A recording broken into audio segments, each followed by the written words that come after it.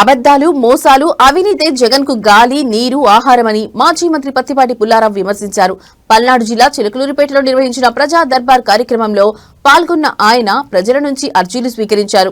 అమరావతి, పోలవరం నిర్మాణంపై కావాలనే జగన్ దుష్ప్రచారం చేస్తున్నారని ఆగ్రహం వ్యక్తం చేశారు.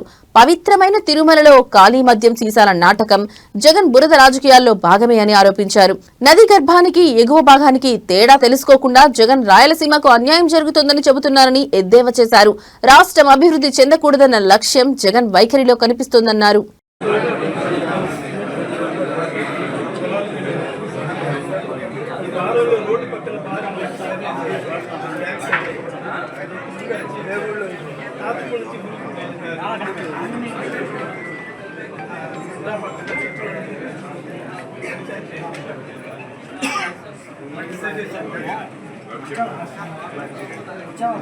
జనం తగ్గితే ఇస్తా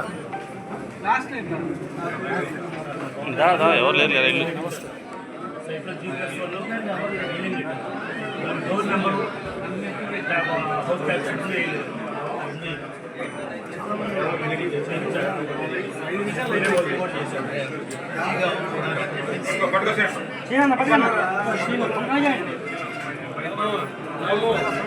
ఓకే సార్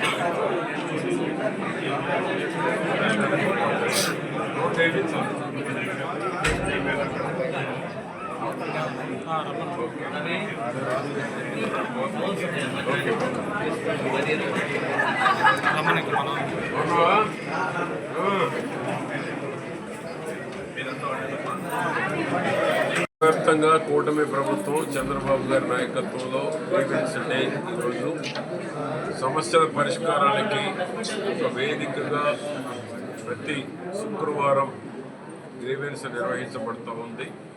పరిష్కారం చేయగలిగేటువంటివి, ఆర్థిక పరంగా పరిష్కారం చేయగలిగేటువంటివి, ఆర్థిక వనరులను బట్టి పరిష్కారం చేయబడటం జరుగుతుంది. దానికి పెద్ద ఎత్తున కొన్ని వ్యక్తిగత, కొన్ని ఆస్తి తగాదాలు, జగన్మోహన్ రెడ్డి రీసర్వే వలన వచ్చినటువంటి అనేక రకాలైనటువంటి వివాదాలు, అభివృద్ధికి సంబంధించినటువంటి గ్రీవెన్స్లో రావడం జరుగుతూ ఉంది. వీటన్నిటికీ కూడా అకౌంటబిలిటీ చేసి పరిష్కారం చేయగలిగేటువంటి వాటన్నిటినీ యుద్ధ ప్రాతిపదికన పరిష్కారం చేయడం జరుగుతుంది. రెండవది, జగన్మోహన్ రెడ్డి చంద్రబాబు గారి నాయకత్వంలో జరుగుతున్న అభివృద్ధిని చూసి ఓర్వలేకపోతూ ఉన్నాడు, ఓర్చుకోలేకపోతూ ఉన్నాడు. అమరావతి రాజధాని రోజు రోజుకి జరుగుతున్నటువంటి పురోగతి, రోజు రోజుకి జరుగుతున్నటువంటి వేలాది మంది అక్కడ చేస్తున్నటువంటి పనితీరు, సెకండ్ ఫేజ్ కావచ్చు, ఫస్ట్ ఫేజ్ కావచ్చు, గత 5 ఏళ్ళు విధ్వంస పాలన అందించి అమరావతి రైతుల్ని ఏ విధంగా లాఠీచార్జ్ చేశారు, ఏ విధంగా అమరావతి రైతుల్ని ఏడిపించారు, త్యాగాలు చేసినటువంటి రైతుల్ని ఏ విధంగా రోడ్లెమ్మడి తిరిగేటువంటి పరిస్థితి చేశారో ప్రజలు మర్చిపోలేదు. తిరిగి మరలా ఈరోజు అదే విధ్వంస పాలన, అదే విధ్వంసపు మాటలతోటి అమరావతిని, అభివృద్ధిని ఏ విధంగా అడ్డుకోవాలి, ల్యాండ్ పూలింగ్కి వచ్చేటువంటి వాళ్ళని రాకుండా కన్ఫ్యూజన్ ఏ విధంగా క్రియేట్ చేయాలి అనే దురాలోచన నిన్న మరలా తిరిగి స్పష్టమైంది. నది గర్భం అంటాడు, నది ఎగువ భాగం అంటాడు. నది గర్భం అయితే ఏ విధంగా గ్రామాలు ఉంటున్నాయి?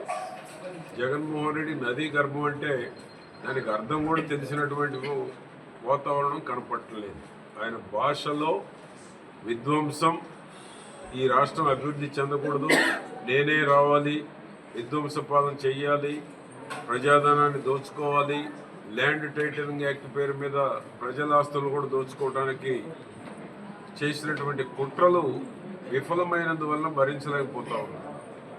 ఒక పక్క పోలవరం జరుగుతూ ఉంది అభివృద్ధి, పోలవరం మీద విషం చల్లుతూ ఉన్నాడు. మరొక పక్క అమరావతి జరుగుతున్న అభివృద్ధి మీద విషయం జరుగుతూ ఉన్నాడు. కన్ఫ్యూజన్ క్రియేట్ చేస్తూ ఉన్నారు. ఎన్ని కుట్రలు పన్నినా జగన్మోహన్ రెడ్డి అమరావతిని ఆపలేరు. అమరావతిని లోక్సభలో పెట్టి కూడా నోటిఫికేషన్ గజెట్ కూడా ఇప్పించాలనే చంద్రబాబు గారి ప్రయత్నాన్ని అడ్డుకోవాలని చూస్తున్నారు. సుప్రీంకోర్టు అంటున్నాడు ఇప్పటికే పెట్టుబడిదారులు ఎవరైతే వస్తున్నారో మల్టీనేషనల్ కంపెనీలు అన్నిటికీ మెయిల్స్ పంపిస్తూ ఉన్నారు. ఇది రాష్ట్ర ప్రజలు అర్థం చేసుకోవాల్సినటువంటి అవసరం కూడా ఉంది. భవిష్యత్తు కోసం చంద్రబాబు గారి కష్టం, లోకేష్ బాబు గారి కష్టం, పవన్ కళ్యాణ్ గారి కష్టాన్ని చూసి ఓర్వలేనితనం నిన్న బయటపడతా ఉంది. 2-3 గంటలు ప్రెస్ మాట్లాడుతూ ఉన్నారు. జరుగుతున్న రాయలసీమకి అన్యాయం గురించి మాట్లాడుతూ ఉంటే దాని మీద కూడా విష ప్రచారం చేస్తూ ఉన్నాడు. అబద్ధాన్ని ఏ విధంగా మెప్పించేటువంటి ప్రయత్నం చేస్తూ ఉన్నాడో రాష్ట్ర ప్రజలు గమనిస్తూ ఉన్నారు. కనుక అమరావతి అడ్డుకోలేడు. అమరావతి రాజధాని ప్రపంచంలోని బెస్ట్ క్యాపిటల్ అని ఏ విధంగానైతే చంద్రబాబు గారు ప్రారంభించారో అది ప్రూవ్ చేసేటువంటి సత్తా చంద్రబాబు గారికి ఉంది. యుద్ధ ప్రాతిపదికన పనులు జరుగుతూ ఉన్నాయి.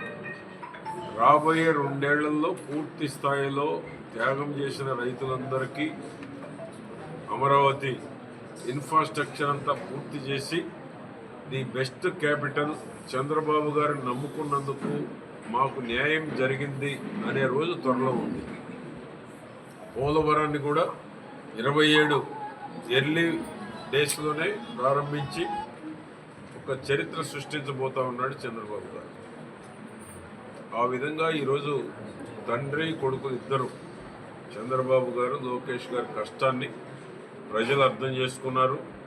రాష్ట్ర భవిష్యత్తు కోసం పెట్టుబడులు ఏ విధంగా తెస్తున్నారు, యువతకు భవిష్యత్తు ఏ విధంగా కల్పించబోతూ ఉన్నారు, రాష్ట్ర ఆదాయాన్ని ఏ విధంగా పెంచబోతున్నారు, రోజు అప్పులు చేస్తున్నారని తప్పుడు ప్రచారం తప్ప తెచ్చే ప్రతి రూపాయికి అకౌంటబిలిటీ ఉంది ఈ ప్రభుత్వం.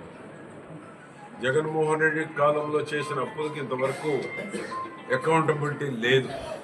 ప్రజలను మభ్యపెట్టి బటన్ నొక్కుతున్నారని మోసం చేయటం తప్ప అభివృద్ధి కుంటుపడింది. ప్రజలు ఒరిగింది లేదు.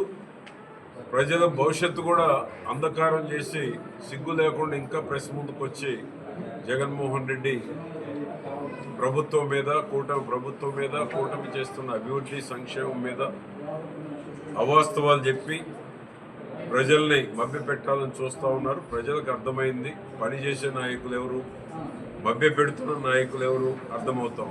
తిరుపతిలో చూస్తే మద్యం బాటిల్స్ తీసుకెళ్లి విష ప్రచారం చేస్తారు. దేవుని పవిత్రతను కూడా దెబ్బతీసే కుట్ర చేస్తూ ఉన్నాడు జగన్మోహన్ రెడ్డి.